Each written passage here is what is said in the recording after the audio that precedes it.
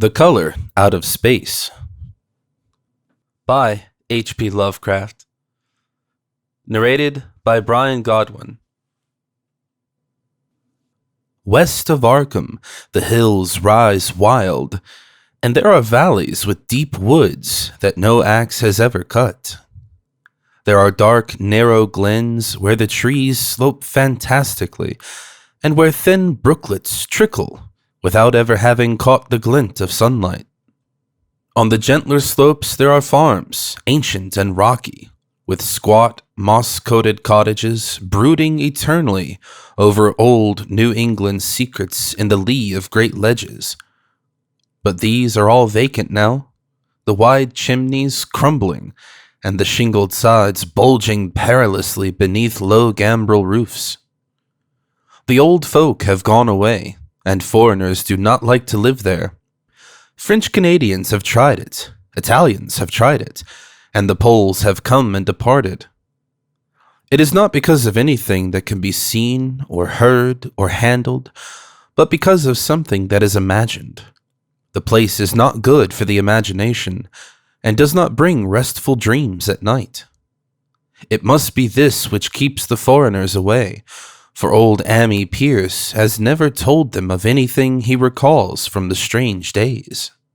And he dares to do this because his house is so near the open fields and the traveled roads around Arkham. There was once a road over the hills and through the valleys that ran straight where the blasted heath is now. But people ceased to use it, and a new road was laid curving far toward the south. Traces of the old one can still be found amidst the weeds of a returning wilderness, and some of them will doubtless linger, even when half the hollows are flooded for the new reservoir. Then the dark woods will be cut down, and the blasted heath will slumber far below blue waters, whose surface will mirror the sky and ripple in the sun. And the secrets of the strange days will be one with the deep's secrets, one with the hidden lore of old ocean and all the mystery of primal earth. When I went into the hills and vales to survey for the new reservoir, they told me the place was evil. They told me this in Arkham, and because this is a very old town full of witch legends, I thought the evil must be something which grandmas had whispered to children through centuries.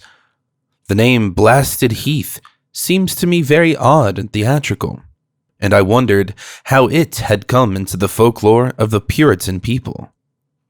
Then I saw that dark westward tangle of glens and slopes for myself, and ceased to wonder at anything besides its own elder mystery. It was morning when I saw it, but shadow lurked always there.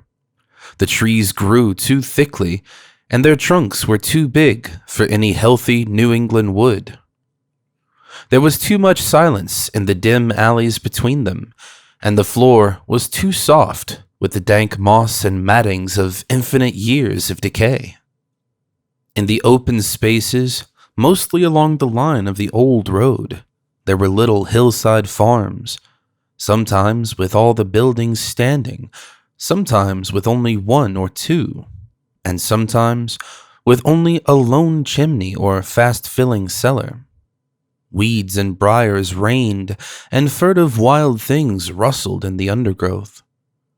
Upon everything was a haze of restlessness and depression, a touch of the unreal and the grotesque, as if some vital element of perspective or chiaroscuro were awry.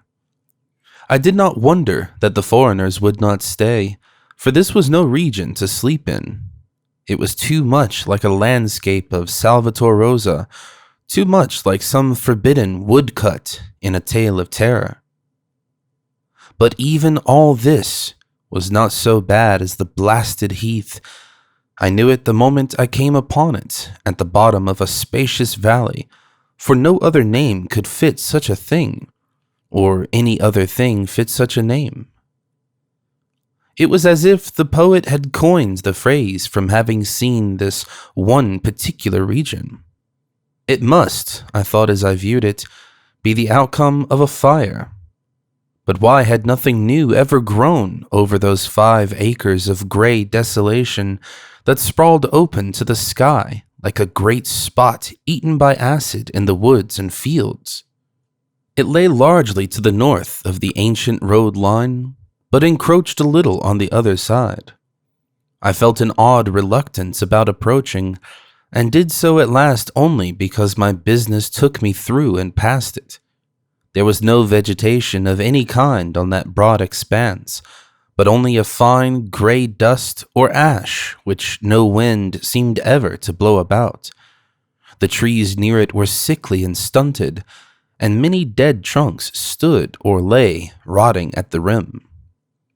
As I walked hurriedly by, I saw the tumbled bricks and stones of an old chimney and cellar on my right, and the yawning black maw of an abandoned well whose stagnant vapors played strange tricks with the hues of the sunlight.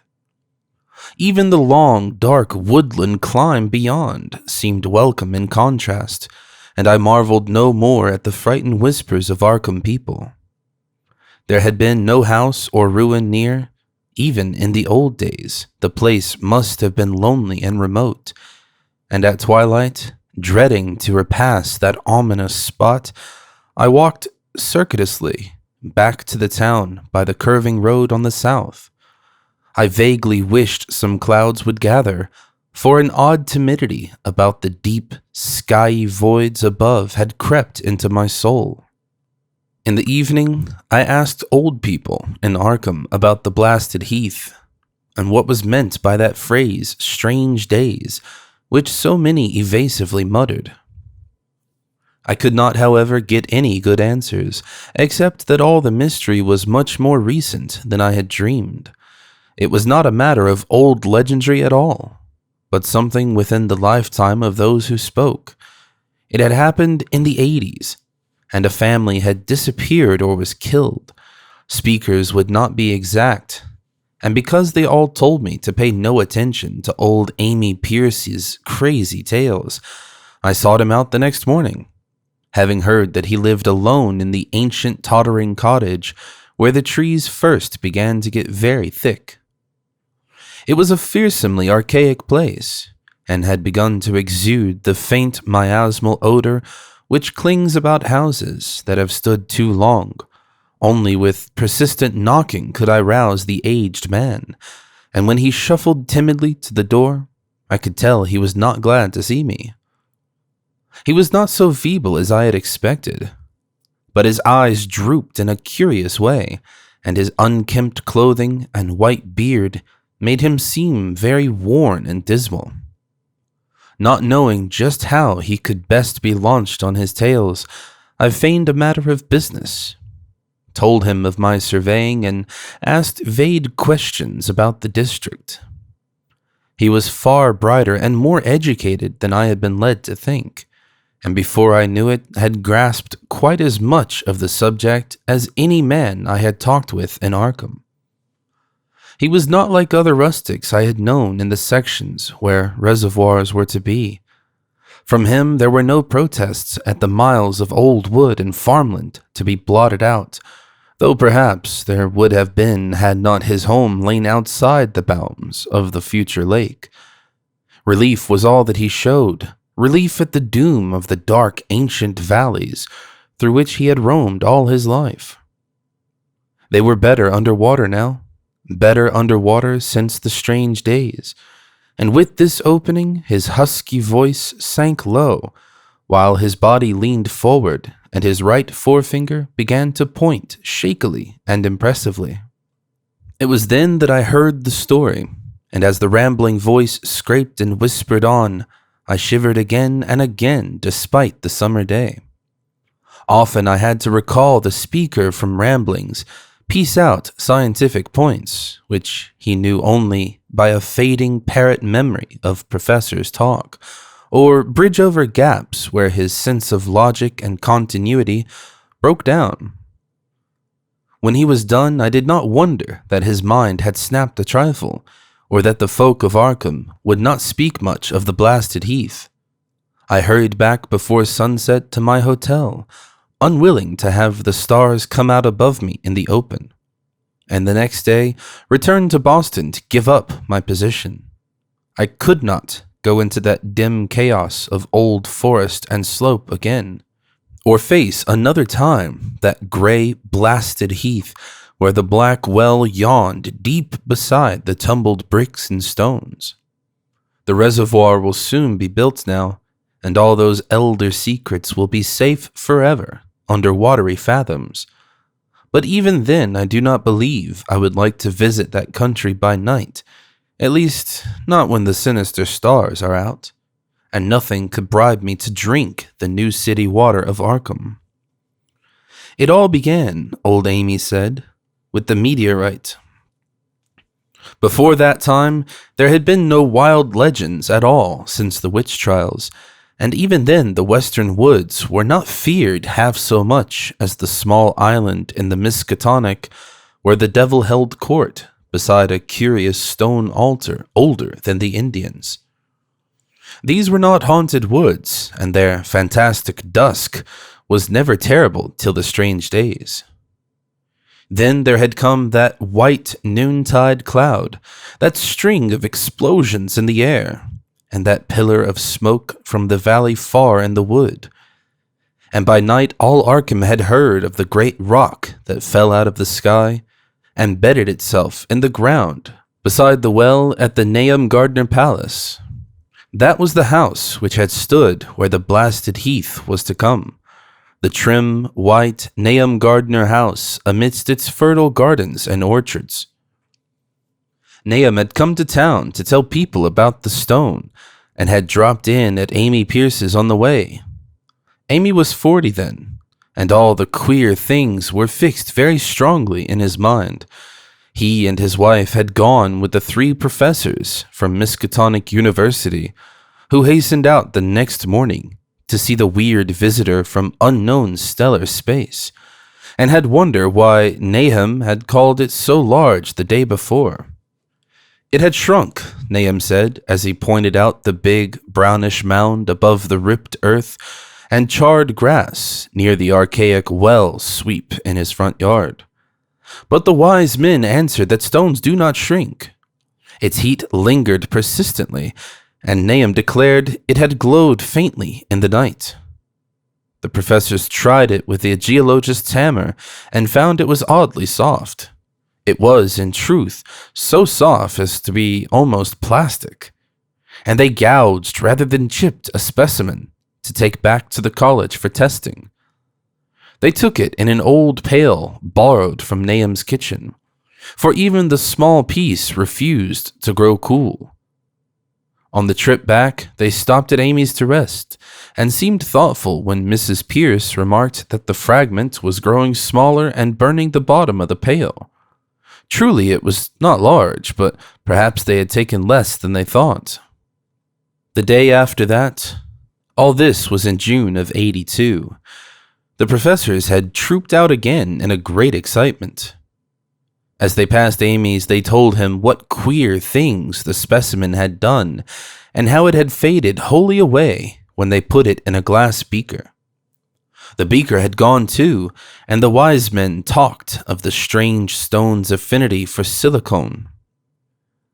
It had acted quite unbelievably in that well-ordered laboratory, doing nothing at all and showing no occluded gases when heated on charcoal, being wholly negative in the borax bead, and soon proving itself absolutely non-volatile at any producible temperature, including that of the oxyhydrogen blowpipe. On an anvil it appeared highly malleable, and in the dark its luminosity was very marked. Stubbornly refusing to grow cool, it soon had the college in a state of real excitement, and when upon heating before the spectroscope, it displayed shining bands unlike any known colors of the normal spectrum. There was much breathless talk of new elements, bizarre optical properties, and other things which puzzled men of science are wont to say when faced by the unknown. Hot as it was, they tested it in a crucible with all the proper reagents. Water did nothing. Hydrochloric acid was the same. Nitric acid, and even aqua regia merely hissed and spattered against its torrid invulnerability. Amy had difficulty in recalling all these things, but recognized some solvents as I mentioned them in the usual order of use. They were ammonia and caustic soda, alcohol and ether, nauseous carbon disulfide, and a dozen others.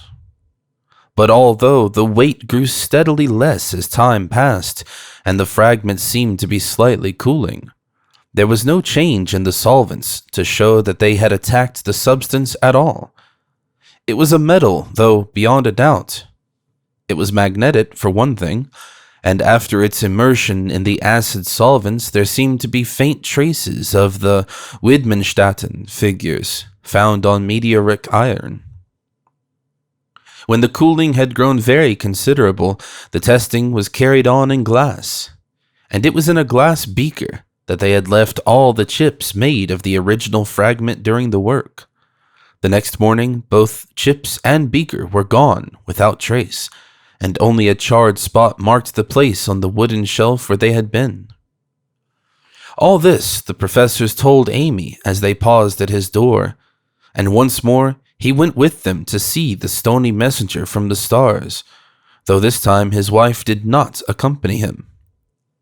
It had now most certainly shrunk, and even the sober professors could not doubt the truth of what they saw. All around the dwindling brown lump near the well was a vacant space, except where the earth had caved in. And whereas it had been a good 7 feet across the day before, it was now scarcely 5. It was still hot, and the sages studied its surface curiously, as they detached another and larger piece with hammer and chisel. They gouged deeply this time, and as they pried away the smaller mass, they saw that the core of the thing was not quite homogeneous. They had uncovered what seemed to be the side of a large colored globule embedded in the substance. The color, which resembled some of the bands in the meteor's strange spectrum, was almost impossible to describe. It was only by analogy that they called it color at all. Its texture was glossy, and upon tapping it, it appeared to promise both brittleness and hollowness. One of the professors gave it a smart blow with a hammer, and it burst with a nervous little pop. Nothing was emitted, and all trace of the thing vanished with the puncturing. It left behind a hollow, spherical space about 3 inches across, and all thought it probable that others would be discovered as the enclosing substance wasted away. Conjecture was vain, so after a futile attempt to find additional globules by drilling, the seekers left again with their new specimen, which proved, however, as baffling in the laboratory as its predecessor had been. Aside from being almost plastic, having heat, magnetism, and slight luminosity, cooling slightly in powerful acids, possessing an unknown spectrum, wasting away in air, and attacking silicone compounds with mutual destruction as a result, it presented no identifying features whatsoever. And at the end of the tests, the college scientists were forced to own that they could not place it. It was nothing of this earth, but a piece of the great outside, and as such dowered with outside properties and obedient to outside laws. That night, there was a thunderstorm, and when the professors went out to Nahum's the next day, they were met with a bitter disappointment. The stone, magnetic as it had been, must have had some peculiar electrical property, for it had drawn the lightning, as Nahum said, with a singular persistence. 6 times within an hour, the farmers saw the lightning strike the furrow in the front yard, and when the storm was over, nothing remained but a ragged pit by the ancient well sweep, half choked with caved-in earth. Digging had borne no fruit, and the scientists verified the fact of the utter vanishment. The failure was total, so that nothing was left to do but go back to the laboratory and test again the disappearing fragment left carefully cased in lead. That fragment lasted a week, at the end of which nothing of value had been learned of it.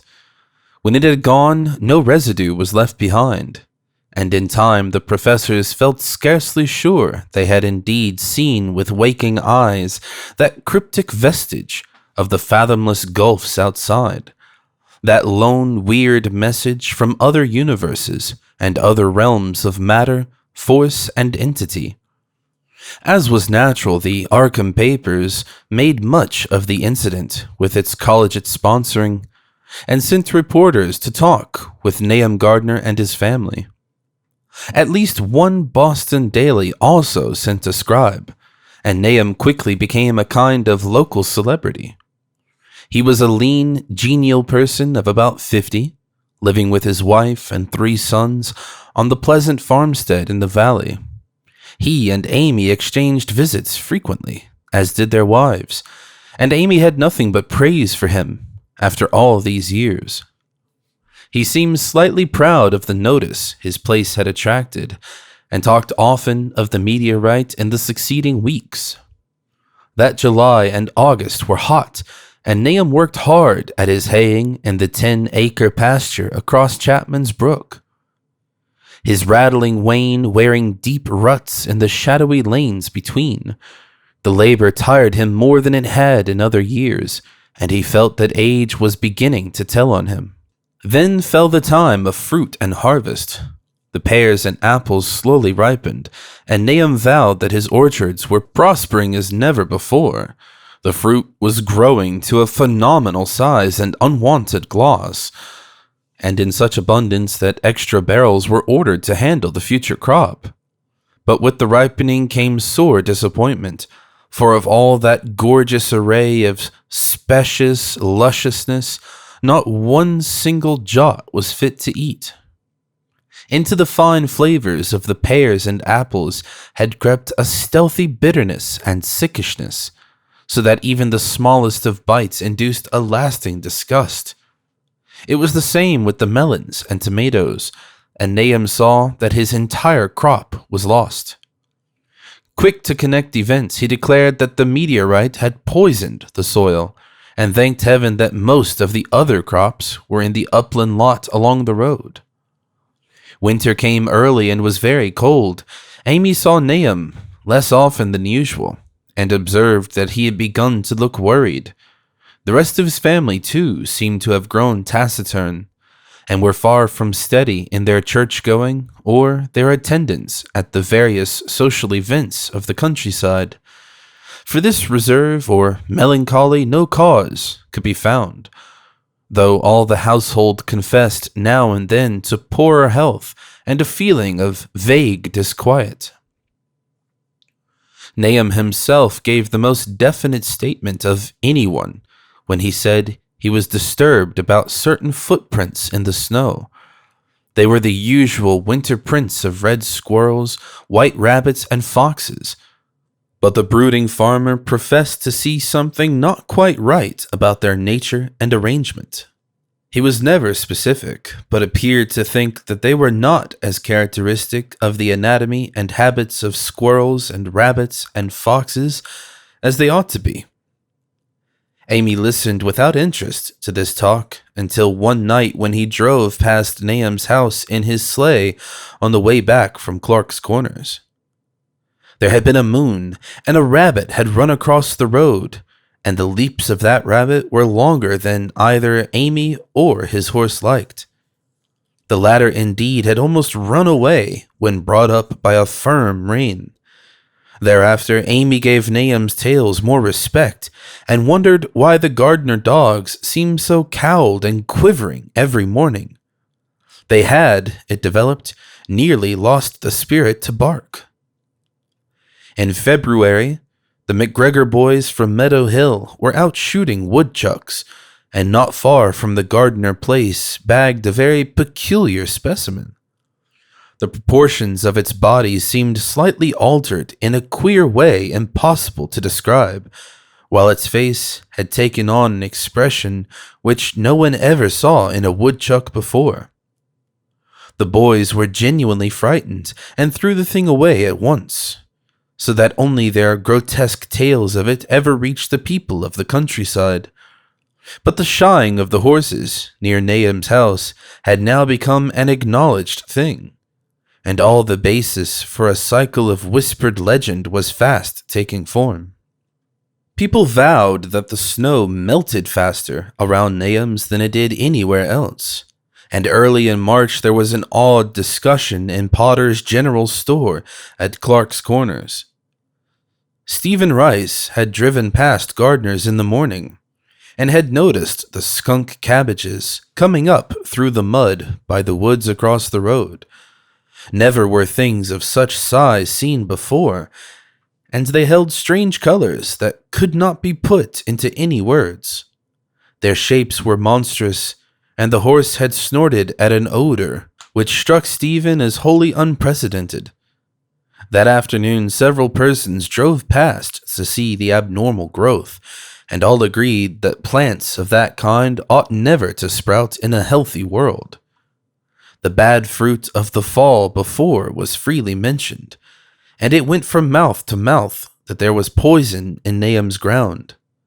Of course it was the meteorite, and remembering how strange the men from the college had found that stone to be, several farmers spoke about the matter to them. One day they paid Nahum a visit, but having no love of wild tales and folklore, were very conservative in what they inferred. The plants were certainly odd, but all skunk cabbages are more or less odd in shape and odor and hue.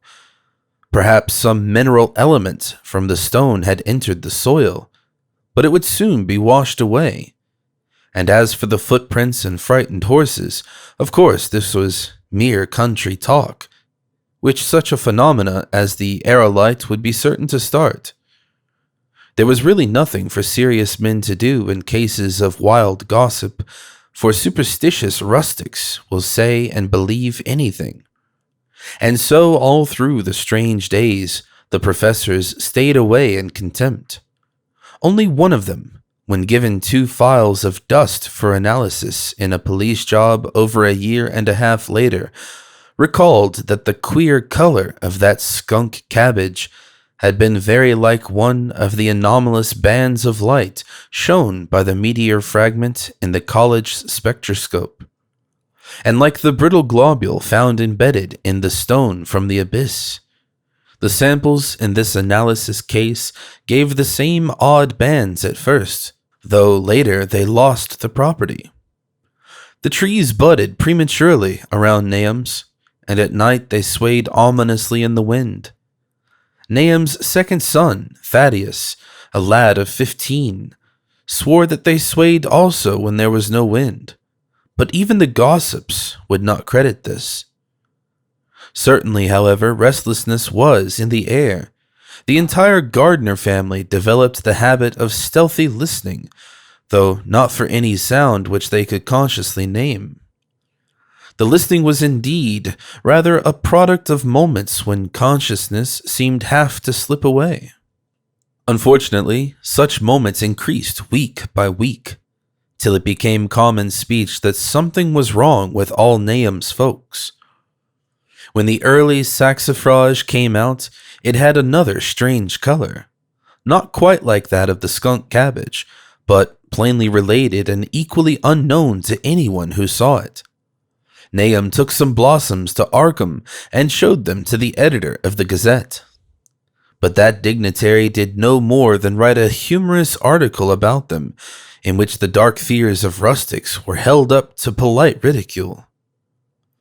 It was a mistake of Nahum's to tell a stolid city man about the way the great, overgrown mourning cloak butterflies behaved in connection with these saxifrages.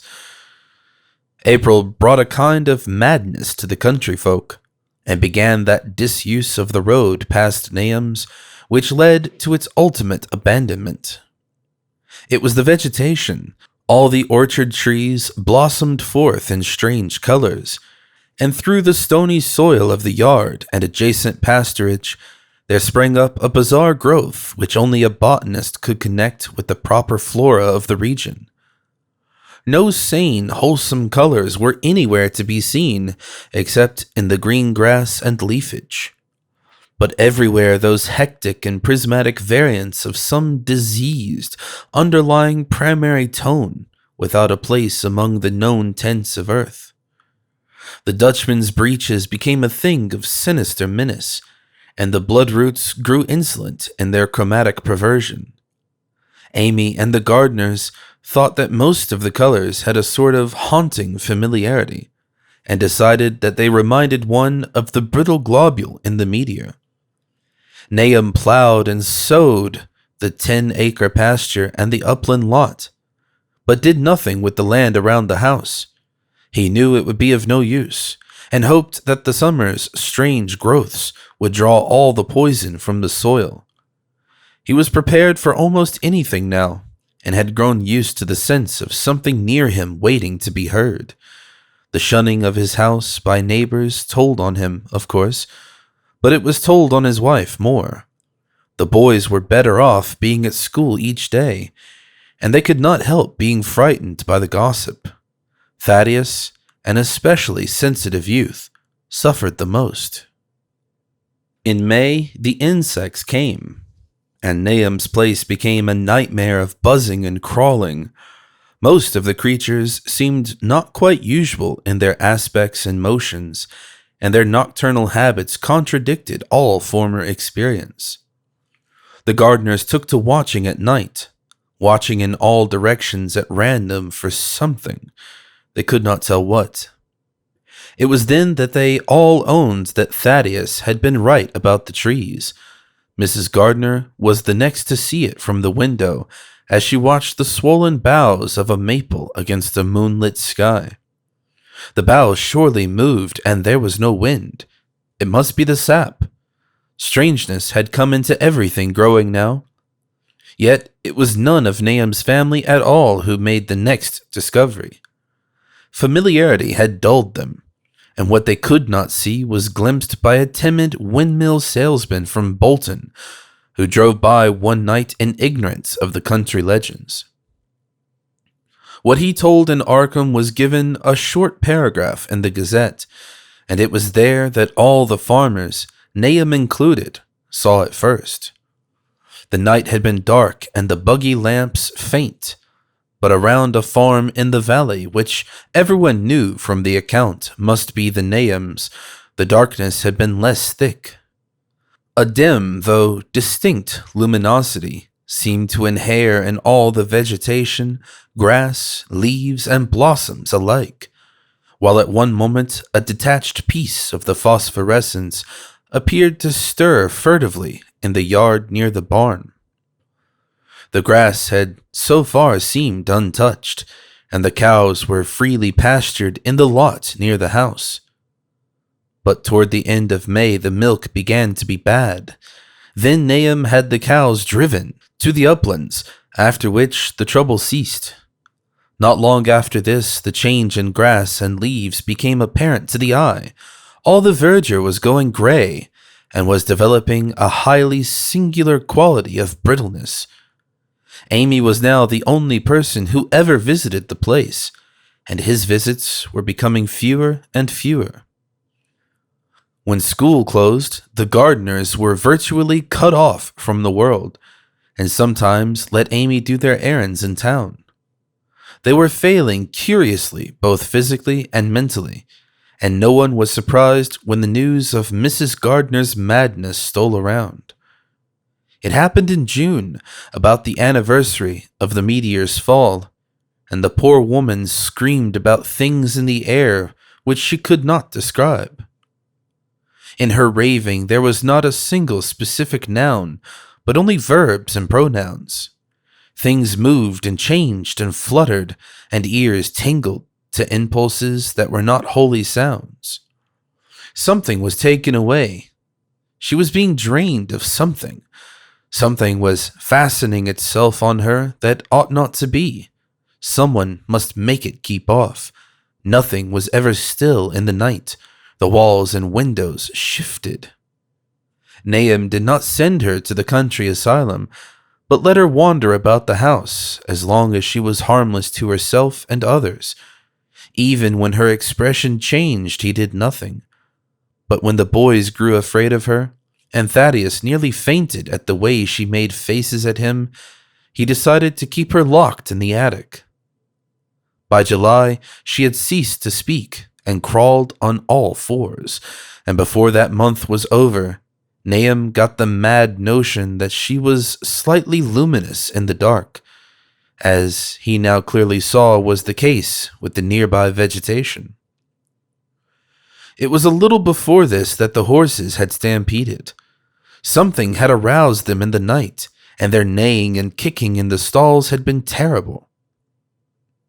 There seemed virtually nothing to do to calm them, and when Nahum opened the stable door, they all bolted out like frightened woodland deer. It took a week to track all four, and when found, they were seen to be quite useless and unmanageable. Something had snapped in their brains, and each one had to be shot for its own good. Nahum borrowed a horse from Amy for his haying, but found it would not approach the barn. It shied, balked, and whinnied, and in the end he could do nothing but drive it into the yard, while the men used their own strength to get the heavy wagon near enough the hayloft for convenient pitching. And all the while the vegetation was turning gray and brittle. Even the flowers whose hues had been so strange were graying now, and the fruit was coming out gray and dwarfed and tasteless. The asters and goldenrod bloomed gray and distorted, and the roses and zinnias and hollyhocks in the front yard were such blasphemous-looking things that Nahum's oldest boy, Zenas, cut them down. The strangely puffed insects died about that time, even the bees that had left their hives and taken to the woods. By September, all the vegetation was fast crumbling to a grayish powder, and Nahum feared that the trees would die before the poison was out of the soil. His wife now had spells of terrific screaming, and he and the boys were in a constant state of nervous tension. They shunned people now, and when school opened, the boys did not go. But it was Amy, on one of his rare visits, who first realized that the well water was no longer good. It had an evil taste that was not exactly fetid nor exactly salty, and Amy advised his friend to dig another well on higher ground to use till the soil was good again. Nahum, however, ignored the warning, for he had by that time become calloused to strange and unpleasant things. He and the boys continued to use the tainted supply, drinking it as listlessly and mechanically as they ate their meager and ill-cooked meals, and did their thankless and monotonous chores through the aimless days. There was something of stolid resignation about them all, as if they walked half in another world between lines of nameless guards to a certain and familiar doom. Thaddeus went mad in September after a visit to the well. He had gone with a pail and had come back empty-handed, shrieking and waving his arms, and sometimes lapsing into an inane titter or a whisper about the moving colors down there. 2 in one family was pretty bad, but Nahum was very brave about it. He let the boy run about for a week until he began stumbling and hurting himself, and then he shut him in an attic room across the hall from his mother's. The way they screamed at each other from behind their locked doors was very terrible, especially to little Merwin, who fancied they talked in some terrible language that was not of earth. Merwin was getting frightfully imaginative, and his restlessness was worse after the shutting away of the brother who had been his greatest playmate. Almost at the same time, the mortality among the livestock commenced. Poultry turned grayish and died very quickly, their meat being found dry and noisome upon cutting. Hogs grew inordinately fat, then suddenly began to undergo loathsome changes which no one could explain. Their meat was, of course, useless, and Nahum was at his wit's end. No rural veterinary would approach his place, and the city veterinary from Arkham was openly baffled. The swine began growing gray and brittle and falling to pieces before they died, and their eyes and muzzles developed singular alterations. It was very inexplicable, for they had never been fed from the tainted vegetation. Then something struck the cows. Certain areas, or sometimes the whole body, would be uncannily shriveled or compressed, and the atrocious collapses or disintegrations were common. In the last stages, and death was always the result, there would be a graying and turning brittle like that which beset the hogs. There could be no question of poison, for all the cases occurred in a locked and undisturbed barn. No bites of prowling things could have brought the virus, for what live beast of earth can pass through solid obstacles? It must be only natural disease, yet what disease could wreak such results was beyond any mind's guessing. When the harvest came, there was not an animal surviving on the place, for the stock and poultry were dead, and the dogs had run away. These dogs, 3 in number, had all vanished one night and were never heard of again. The 5 cats had left some time before, but their going was scarcely noticed, since there now seemed to be no mice, and only Mrs. Gardner had made pets of the graceful felines. On the 19th of October, Nahum staggered into Amy's house with hideous news. The death had come to poor Thaddeus in his attic room, and it had come in a way which could not be told. Nahum had dug a grave in the railed family plot behind the farm, and had put therein what he found. There could have been nothing from outside, for the small barred window and locked door were intact, but it was much as it had been in the barn. Amy and his wife consoled the stricken man as best they could, but shuddered as they did so. Stark terror seemed to cling round the Gardners and all they touched, and the very presence of one in the house was a breath from regions unnamed and unnameable. Amy accompanied Nahum home with the greatest reluctance, and did what he might to calm the hysterical sobbing of little Merwin. Zenas needed no calming. He had come of late to do nothing but stare into space and obey what his father told him, and Amy thought that his fate was very merciful. Now and then Merwin's screams were answered faintly from the attic, and in response to an inquiring look, Nahum said that his wife was getting very feeble. When night approached, Amy managed to get away, for not even friendship could make him stay in that spot when the faint glow of the vegetation began, and the trees may or may not have swayed without wind. It was really lucky for Amy that he was not more imaginative. Even as things were, his mind was bent over so slightly. But had he been able to connect and reflect upon all the portents around him, he must inevitably have turned a total maniac. In the twilight, he hastened home, the screams of the mad woman and nervous child ringing horribly in his ears. 3 days later, Nahum lurched into Amy's kitchen in the early morning, and in the absence of his host, stammered out a desperate tale once more, while Mrs. Pierce listened in a clutching fright.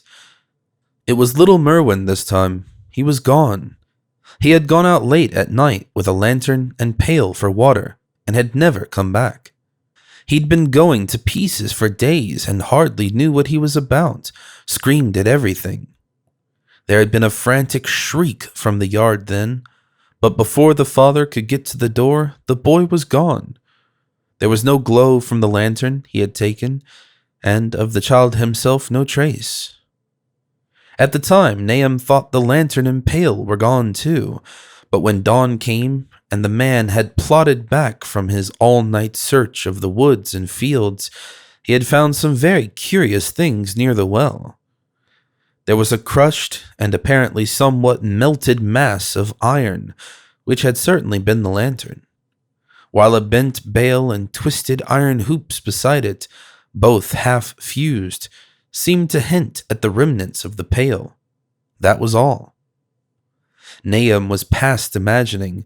Mrs. Pierce was blank, and Amy, when he had reached home and heard the tale, could give no guess.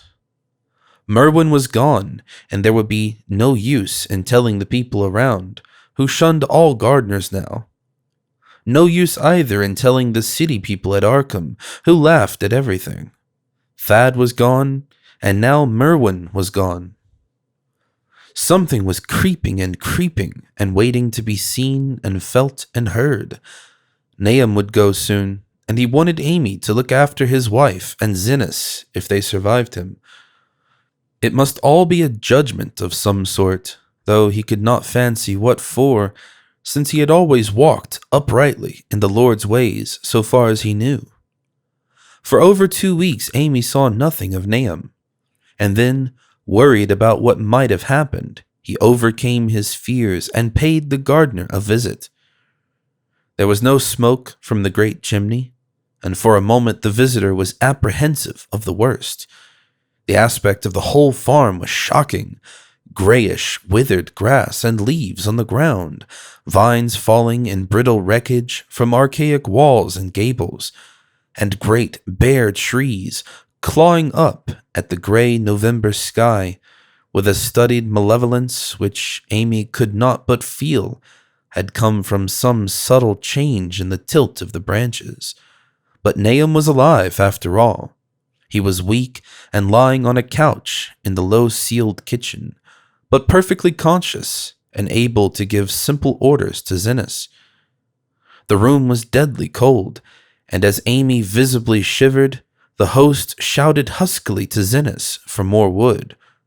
Wood, indeed, was sorely needed, since the cavernous fireplace was unlit and empty, with a cloud of soot blowing about in the chill wind that came down the chimney.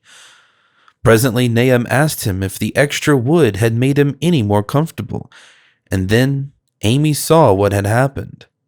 The stoutest cord had broken at last, and the hapless farmer's mind was proof against more sorrow.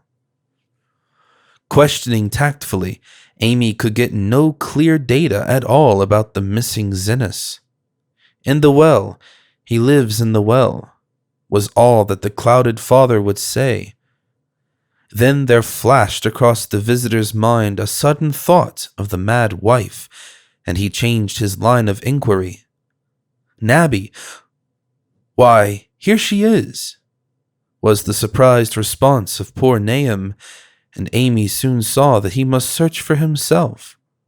Leaving the harmless babbler on the couch, he took the keys from their nail beside the door and climbed the creaking stairs to the attic.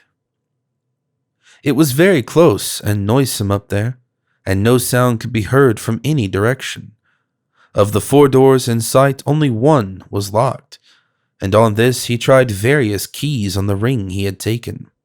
The 3rd key proved the right one, and after some fumbling, Amy threw open the low, white door. It was quite dark inside, for the window was small and half obscured by the crude wooden bars, and Amy could see nothing at all on the wide planked floor. The stench was beyond enduring, and before proceeding further he had to retreat to another room and return with his lungs filled with breathable air. When he did enter, he saw something dark in the corner, and upon seeing it more clearly he screamed outright. While he screamed, he thought a momentary cloud eclipsed the window, and a second later he felt himself brushed as if by some hateful current of vapor. Strange colors danced before his eyes, and had not a present horror numbed him, he would have thought of the globule of the meteor that the geologist's hammer had shattered, and of the morbid vegetation that had sprouted in the spring. As it was, he thought only of the blasphemous monstrosity which confronted him, and which all too clearly had shared the nameless fate of young Thaddeus and the livestock. But the terrible thing about this horror was that it very slowly and perceptibly moved as it continued to crumble. Amy would give me no added particulars to this scene, but the shape in the corner does not reappear in his tale as a moving object. There are things which cannot be mentioned, and what is done in common humanity is sometimes cruelly judged by the law. I gathered that no moving thing was left in that attic room, and that to leave anything capable of motion there would have been a deed so monstrous as to damn any accountable being to eternal torment. Anyone but a stolid farmer would have fainted or gone mad, but Amy walked conscious through that low doorway and knocked the accursed secret behind him. There would be Nahum to deal with now. He must be fed and tended and removed to some place where he could be cared for. Commencing his descent of the dark stairs, Amy heard a thud below him.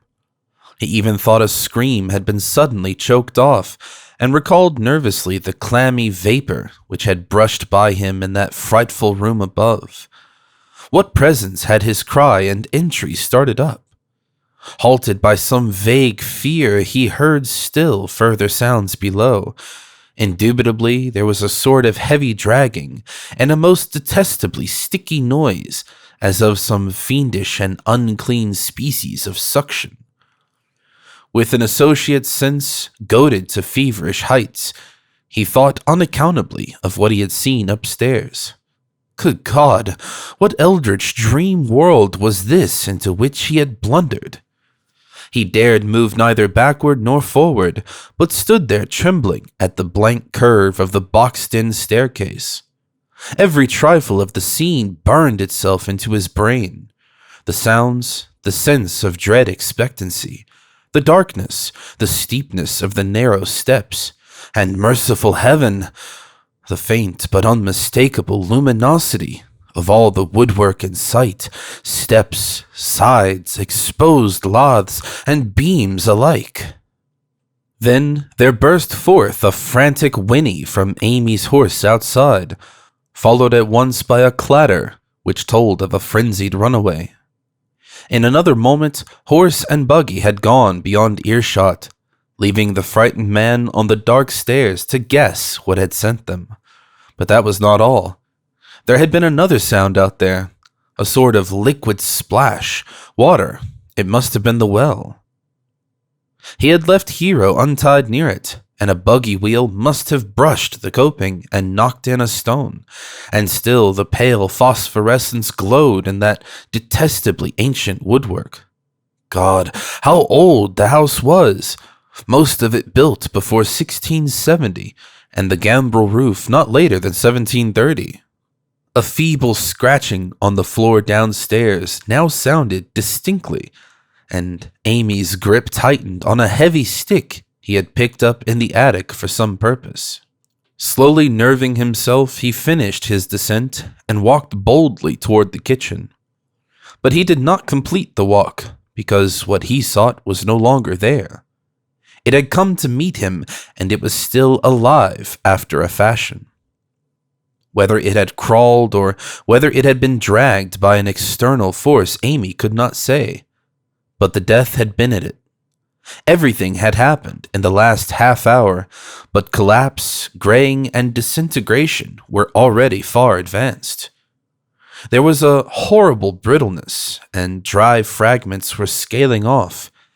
Amy could not touch it, but looked horrifiedly into the distorted parody that had been a face. What was it, Nahum? What was it? He whispered, and the cleft, bulging lips were just able to crack out a final answer. Nothing. Nothing. The color, it burns. Cold and wet, but it burns. It lived in the well. I seen it, a kind of smoke, just like the flowers last spring. The well shone at night. Thad and Murney and Zinnis, everything alive, sucking the life out of everything. In that stone. It must have come in that stone. Poisoned the whole place. Don't know what it wants. That round thing them men from the college dug out in the stone. They smashed it. It was the same color, just the same, like the flowers and the plants. Must have been more of 'em, Seeds. Seeds, they growed. I seen it the first time this week. Must have got strong on Zennis. He was a big boy, full of life. It beats down your mind and then gets you, burns you up. In the well water, you was right about that, evil water. Zennis never came back from the well. Can't get away. Draws you. You know, some mat's coming, but tain't no use. I seen it time and again since Zenas was took. Where's Nabby, Amy? My head's no good. Don't know how long since I fed her. It'll get her if we ain't careful. Just a color. Her face is getting to have that color sometimes towards night, and it burns and sucks. It comes from some place where things ain't as they is here. One of them professors said so. He was right. Look out, Amy. It'll do something more. Sucks the life out. But that was all. That which spoke could speak no more, because it had completely caved in. Amy laid a red checked tablecloth over what was left and reeled out the back door into the fields. He climbed the slope to the 10-acre pasture and stumbled home by the north road and the woods.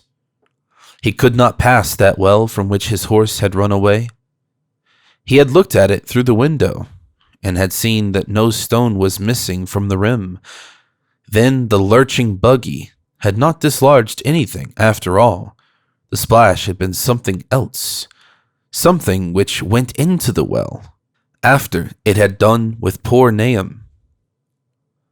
When Amy reached his house, the horse and buggy had arrived before him and thrown his wife into fits of anxiety. Reassuring her without explanations, he set out at once for Arkham and notified the authorities that the Gardner family was no more. He indulged in no details, but merely told of the deaths of Nahum and Nabby, that of Thaddeus being already known, and mentioned that the cause seemed to be the strange ailment which had killed the livestock. He also stated that Merwin and Zenas had disappeared. There was considerable questioning at the police station, and in the end, Amy was compelled to take 3 officers to the Gardner farm, together with the coroner, the medical examiner, and the veterinary, who had treated the diseased animals. He went much against his will, for the afternoon was advancing, and he feared the fall of night over that accursed place. But it was some comfort to have so many people with him. The 6 men drove out in a Democrat wagon, following Amy's buggy, and arrived at the pest-ridden farmhouse about 4 o'clock. Used as the officers were to gruesome experiences, not one remained unmoved at what was found in the attic and under the red checked tablecloth on the floor below. The whole aspect of the farm with its gray desolation was terrible enough, but those 2 crumbling objects were beyond all bounds. No one could look long at them, and even the medical examiner admitted that there was very little to examine. Specimens could be analyzed, of course, so he busied himself in obtaining them. And here it develops that a very puzzling aftermath occurred at the college laboratory, where the 2 files of dusts were finally taken. Under the spectroscope, both samples gave off an unknown spectrum, in which many of the baffling bands were precisely like those which the strange meteor had yielded in the previous year. The property of emitting this spectrum vanished in a month. The dust thereafter, consisting mainly of alkaline phosphates and carbonates. Amy would not have told the men about the well if he had thought they meant to do anything then and there. It was getting towards sunset, and he was anxious to be away.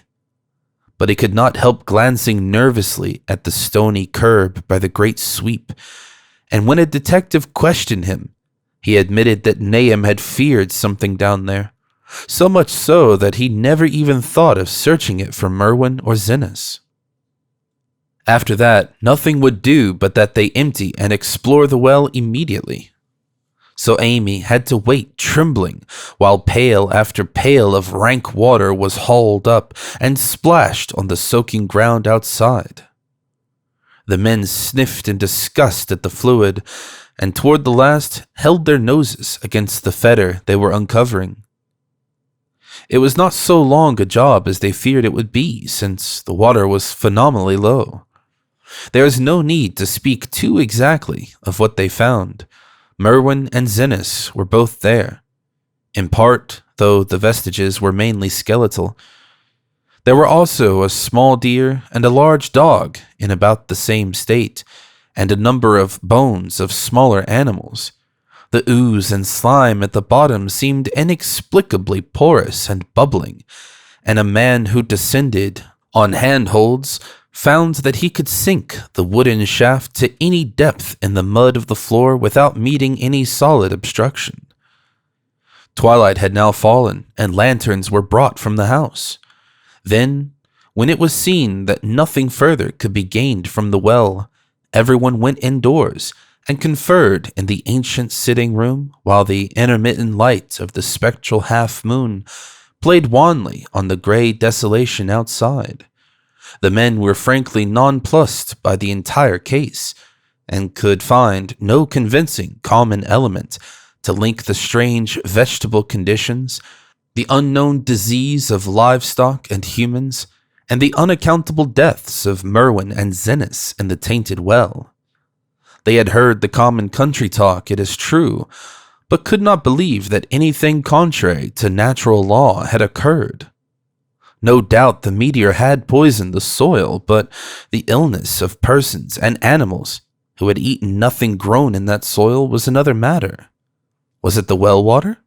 Very possibly. It might be a good idea to analyze it. But what peculiar madness could have made both boys jump into the well? Their deeds were so similar, and the fragments showed that they both suffered from the gray, brittle death. Why was everything so gray and brittle? It was the coroner, seated near a window overlooking the yard, who first noticed the glow about the well. Night had fully set in, and all the abhorrent grounds seemed faintly luminous, with more than the fitful moonbeams. But this new glow was something definite and distinct, and appeared to shoot up from the black pit, like a softened ray from a searchlight, giving dull reflections in the little ground pools where the water had been emptied. It had a very queer color, and as all the men clustered round the window, Amy gave a violent start, for this strange beam of ghastly miasma was to him of no unfamiliar hue. He had seen that color before, and feared to think what it might mean. He had seen it in the nasty brittle globule in that aerolite 2 summers ago. He had seen it in the crazy vegetation of the springtime, and had thought he'd seen it for an instant that very morning against the small, barred window of that terrible attic room where nameless things had happened. It had flashed there a second, and a clammy and hateful current of vapor had brushed past him, and then poor Nahum had been taken by something of that color. He had said so at the last, that it was the globule and the plants. After that had come the runaway in the yard and the splash in the well, and now that well was belching forth to the night a pale, insidious beam of the same demonic tint. It does credit to the alertness of Amy's mind that he puzzled even at that tense moment over a point which was essentially scientific. He could not but wonder at his gleaming of the same impression from a vapor glimpsed in the daytime, against a window opening on the morning sky, and from a nocturnal exhalation seen as a phosphorescent mist against the black and blasted landscape. It wasn't right. It was against nature. And he thought of those terrible last words of his stricken friend. It come from some place where things ain't as they is here. One of them professors said so. All 3 horses outside, tied to a pair of shriveled saplings by the road, were now neighing and pawing frantically. The wagon driver started for the door to do something, but Amy laid a shaky hand on his shoulder. "Don't go out there," he whispered. "They's more to this nor what we know. Nahum said something lived in the well that sucks your life out. He said it must be somewhat growed from a round ball, like one we all seen in the meteor stone that fell a year ago in June. Sucks and burns, he said, and is just a cloud of color, like that light out there now, that you can hardly see and can't tell what it is. Nahum thought it feeds on everything living and gets stronger all the time. He said he's seen it this last week. It must be something from far away off in the sky, like the men from the college last year says the meteor stone was. The way it's made and the way it works ain't like no way of God's world. It's somewhat from beyond." So the men paused indecisively as the light from the well grew stronger and the hitched horses pawed and whinnied in increasing frenzy. It was truly an awful moment, with terror in that ancient and accursed house itself. 4 monstrous set of fragments, 2 from the house and 2 from the well in the woodshed behind, and that shaft of unknown and unholy iridescence from the slimy depths in front. Amy had restrained the driver on impulse, forgetting how uninjured he himself was after the clammy brushing of that colored vapor in the attic room. But perhaps it is just as well that he acted as he did. No one will ever know what was abroad that night, and though the blasphemy from beyond had not so far hurt any human of unweakened mind, there is no telling what it might not have done at that last moment. And with its seemingly increased strength and the special signs of purpose it was soon to display beneath the half-clouded moonlit sky. All at once, one of the detectives at the window gave a short, sharp gasp. The others looked at him, and then quickly followed his gaze upward to the point at which its idle straying had been suddenly arrested. There was no need for words. What had been disputed in country gossip was disputable no longer, and it is because of the thing which every man of that party agreed in whispering later on that the strange days are never talked about in Arkham. It is necessary to premise that there was no wind at that hour of the evening. One did arise not long afterward, but there was absolutely none then. Even the dry tips of the lingering hedge mustard, gray and blighted, and the fringe on the roof of the standing Democrat wagon were unstirred. And yet amid that tenseless, godless calm, the high, bare boughs of all the trees in the yard were moving. They were twitching morbidly and spasmodically, clawing in convulsive and epileptic madness at the moonlit clouds, scratching impotently in the noxious air, as if jerked by some alien and bodiless line of linkage with subterrane horrors, writhing and struggling below the black roots. Not a man breathed for several seconds. Then a cloud of darker depth passed over the moon, and the silhouette of clutching branches faded out momentarily. At this there was a general cry, muffled with awe, but husky and almost identical from every throat. For the terror had not faded with the silhouette, and in a fearsome instant of deeper darkness the watchers saw, wriggling at that treetop height, 1,000 tiny points of faint and unhallowed radiance, tipping each bough like the fire of St. Elmo, or the flames that came down on the apostles' heads at Pentecost. It was a monstrous constellation of unnatural light, like a glutted swarm of corpse-fed fireflies dancing hellish sarabands over an accursed marsh. And its color was that same nameless intrusion which Amy had come to recognize and dread. All the while the shaft of phosphorescence from the well was getting brighter and brighter, bringing to the minds of the huddled men a sense of doom and abnormality, which far outraced any image their conscious minds could form. It was no longer shining out, it was pouring out. and as the shapeless stream of unplaceable color left the well, it seemed to flow directly into the sky. The veterinary shivered and walked to the front door to drop the heavy extra bar across it. Amy shook no less and had to tug and point for lack of a controllable voice which she wished to draw notice to the growing luminosity of the trees. The neighing and stamping of the horses became utterly frightful, but not a soul of that group in the old house would have ventured forth for any earthly reward. With the moments, the shining of the trees increased, while their restless branches seemed to strain more and more toward verticality. The wood of the well sweep was shining now, and presently a policeman dumbly pointed to some wooden sheds and beehives near the stone wall on the west.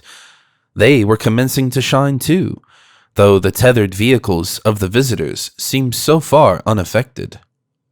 Then there was a wild commotion and clopping in the road, and as Amy quenched the lamp for better seeing, they realized that the span of frantic grays had broke their sapling and run off with the Democratic wagon. The shock served to loosen several tongues, and embarrassed whispers were exchanged. "It spreads on everything organic that's been around here," muttered the medical examiner. No one replied, but the man who had been in the well gave a hint that his long pole must have stirred up something intangible. "It was awful," he added. "There was no bottom at all, just ooze and bubbles, and the feeling of something lurking under there." Amy's horse still pawed and screamed deafeningly in the road outside, and nearly drowned its owner's faint quaver as he mumbled his formless reflections. "It come from that stone. It growed down thar. It got everything living. It fed itself on 'em, mind and body. Thad and Murney, Zinnis and Nabby. Nahum was the last. They all drunk the water. It got strong on 'em. It came from beyond, where things ain't like they be here. Now it's going home." At this point, as the column of unknown color flared suddenly stronger and began to weave itself into fantastic suggestions of shape, which each spectator later described differently, there came from poor tethered hero such a sound as no man before or since ever heard from a horse. Every person in that low-pitched sitting room stopped his ears, and Amy turned away from the window in horror and nausea. Words could not convey it. When Amy looked out again, the hapless beast lay huddled inert in the moonlit ground between the splintered shafts of the buggy. That was the last of Hero, till they buried him the next day. But the present was no time to mourn, for almost at this instant, a detective silently called attention to something terrible in the very room with them. In the absence of the lamplight, it was clear that a faint phosphorescence had begun to pervade the entire apartment. It glowed on the broad planked floor and the fragment of rag carpet, and shimmered over the sashes of the small paned windows. It ran up and down the exposed corner posts, coruscated about the shelf and mantel, and infected the very doors and furniture. Each minute saw it strengthen, and at last it was very plain that healthy, living things must leave that house.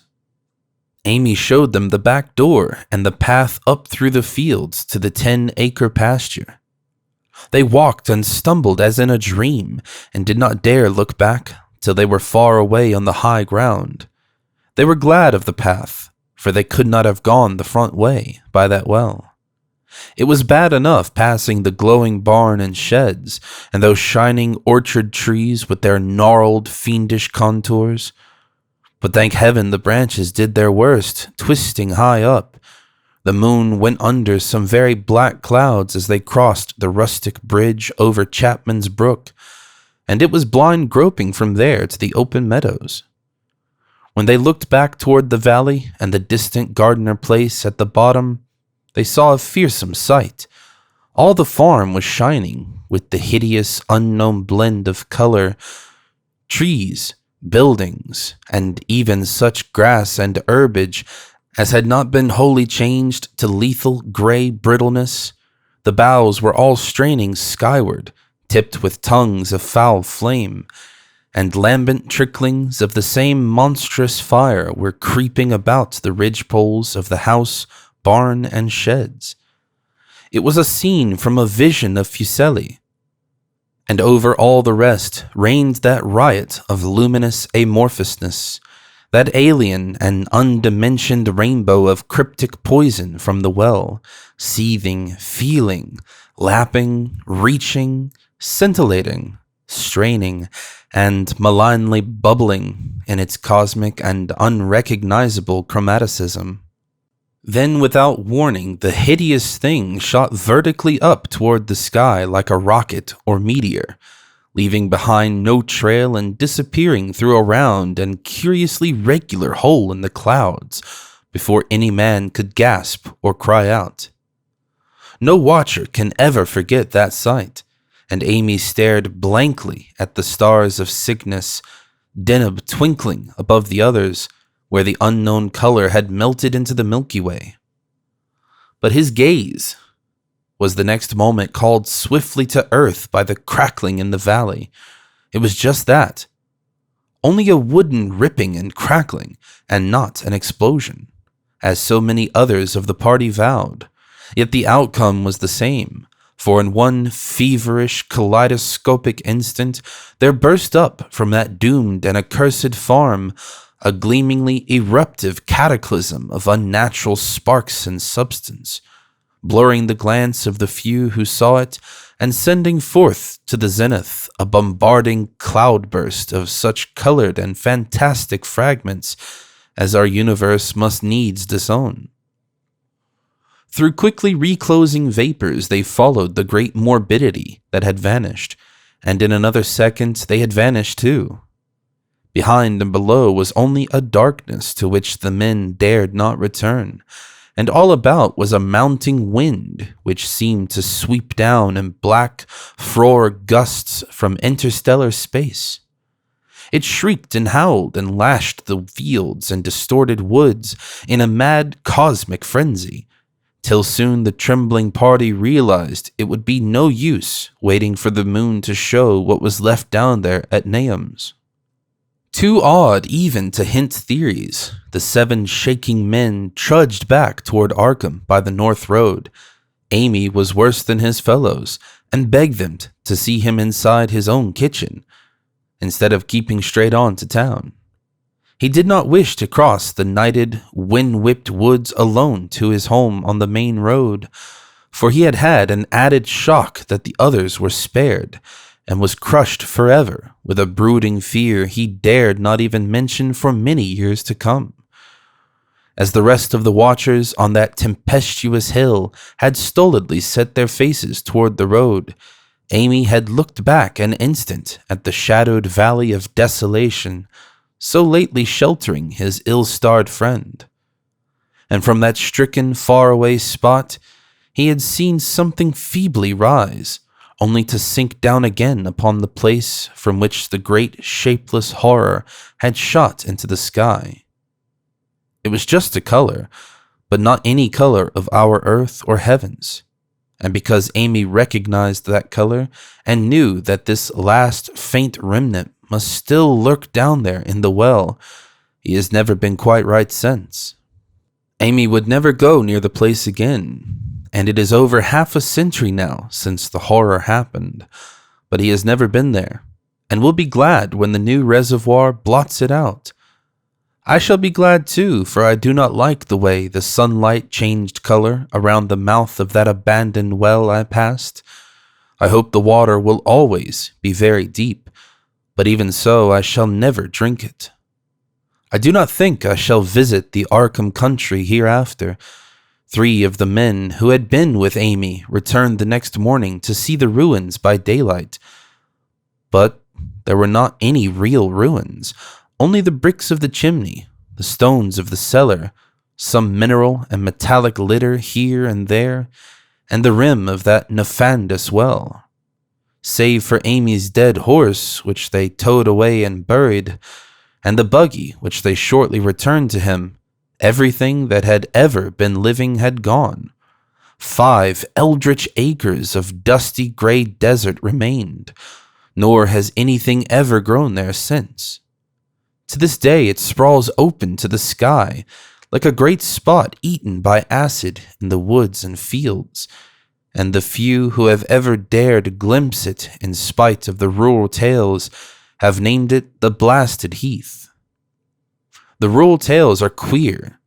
They might be even queerer if city men and college chemists could be interested enough to analyze the water from that disused well, or the gray dust that no wind seems ever to disperse.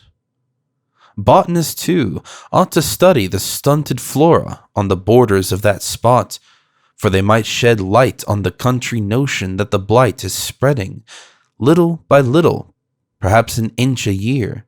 People say that the color of the neighboring herbage is not quite right in the spring, and that wild things leave queer prints in the light winter snow. Snow never seems quite so heavy on the Blasted Heath as it is elsewhere. Horses, the few that are left in this motor age, grow skittish in the silent valley, and hunters cannot depend on their dogs too near the splotch of grayish dust. They say the mental influences are very bad, too. Numbers went queer in the years after Nahum's taking, and always they lacked the power to get away. Then the stronger-minded folk all left the region, and only the foreigners tried to live in the crumbling old homesteads.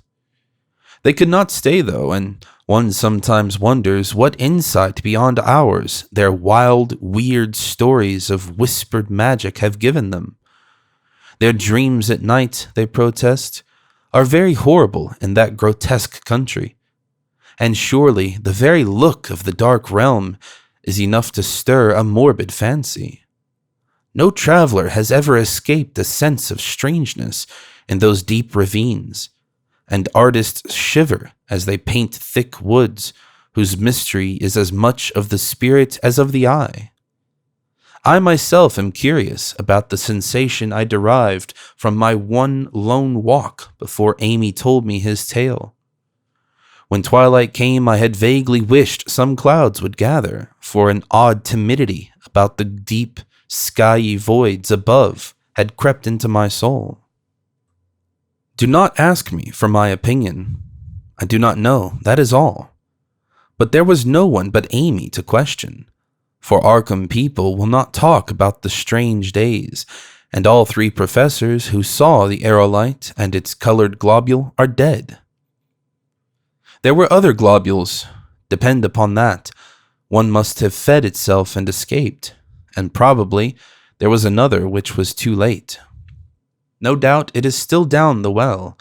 I know there was something wrong with the sunlight I saw above that miasmal brink.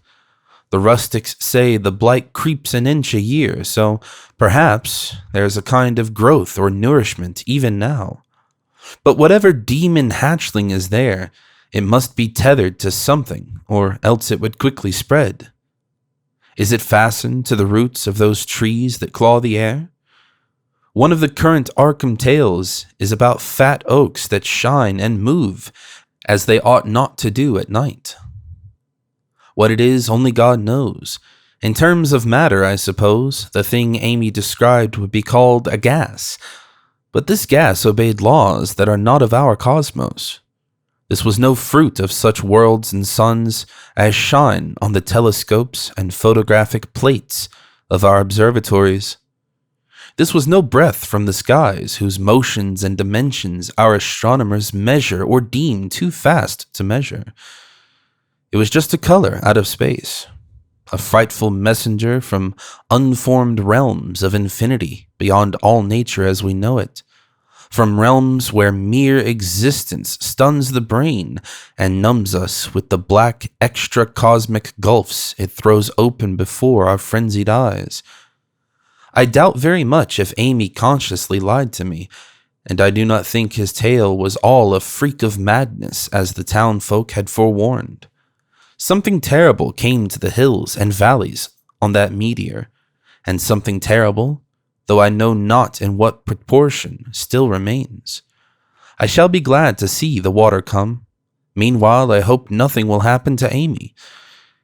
He saw so much of the thing, and its influence was so insidious. Why has he never been able to move away? How clearly he recalled those dying words of Nahum's. Can't get away. Draws ye. You know something's coming, but 'tain't no use. Amy is such a good old man.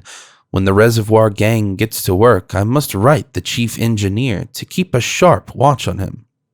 I would hate to think of him as the gray, twisted, brittle monstrosity which persists more and more in troubling my sleep.